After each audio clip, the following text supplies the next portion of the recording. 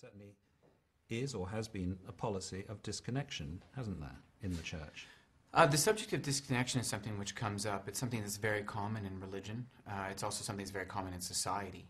Anyone has the right to communicate or not communicate with anyone else. It's a fundamental human right. And to the degree that, say, someone is connected to somebody who's actively attacking them or antagonistic to them and their well-being, they most definitely have a right to not communicate with that person anymore. With regards to disconnection as relates to the church, that's a self-determined decision that a person has a right to make as to who they are and aren't going to communicate with, and that's certainly not a right that the church would infringe upon. But it's more than that, isn't it? It's part of the church's policy. Isn't it part, for example, of the Scientology ethics book and the declaration of a suppressive person? Both state, as I understand, that it's a crime to talk to someone who's been declared a suppressive person. If someone has been expelled from the Church of Scientology, they would have been expelled for good reason. It is not something that happens frequently, and it is something that usually involves the person engaging in gross violations of the Church's ecclesiastical codes and the ethics of the Church and the morals and ethics expected of someone who would be a member of the Church. So if someone's expelled from the Church, that's a pretty extreme circumstance, and it is absolutely the Church's right to state to anyone, if you choose to be associated with and continue to have a relationship with somebody who has proven to be antagonistic to the Church, attacking the Church, and generally not in good standing with the Church by virtue of attacks of the Church, we have the right to tell that person you're not welcome in the Church as long as you're connected with that person, and that's as far as it would go. Because it really is a self-determined decision whether someone chooses to be connected to another person or not, and that's something that a person has to decide for themselves. I mean, the concept of expulsion or excommunication and shunning is as old as religion itself, and that is sometimes, rarely, but unfortunately, sometimes occurs in the Church of Scientology, where someone's expelled and they're no longer welcome in the Church until they have made good on it. And there is always a road to correct that, or to fix it, or to make good on it, and to come back into the Church.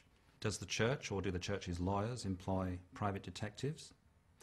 Church attorneys in the employee and at the hire of the Church, have, in instances of particularly with litigation, as is normal practice among attorneys, used private investigators, in order to get to the bottom of whatever the case is that they're defending, or for the safety or well-being or protection of the Church. It's normal practice for attorneys to do that, but to the degree that attorneys have done that's at their discretion, and it would be their responsibility to use licensed professionals and to abide by the laws of the land.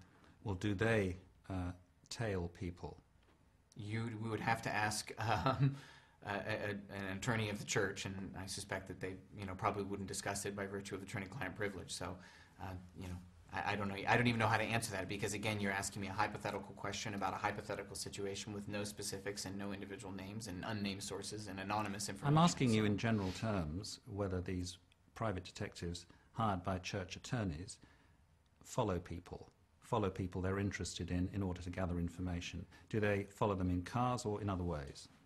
I don't even know how to answer that, because like I said, I think the simplest way to answer that is that when the Church is being attacked, and if the Church is being sued and hires attorneys to defend the Church, and those attorneys choose to follow the standard, acceptable, well-known, and public practice of attorneys using private investigators or investigators to get to the bottom of whatever situation they're trying to get to the bottom of in order to protect their client and in the best interest of their client, and following the laws of the land, they very well may do that. Can I ask you this? What in the end is Scientology trying to achieve? Well, I mean, Scientology as a religion is trying to achieve the aims of Scientology, which is a world without insanity, without war, without criminals, where the able can prosper and honest men can have rights. And, these are the aims of Scientology. It's something that we aspire to, for people to be free and to have a drug-free world, to have a healthy world, to have a world where human rights and human dignity are respected. And it's something that we pursue and fight for and support and vigorously work towards every day. It's why we do what we do.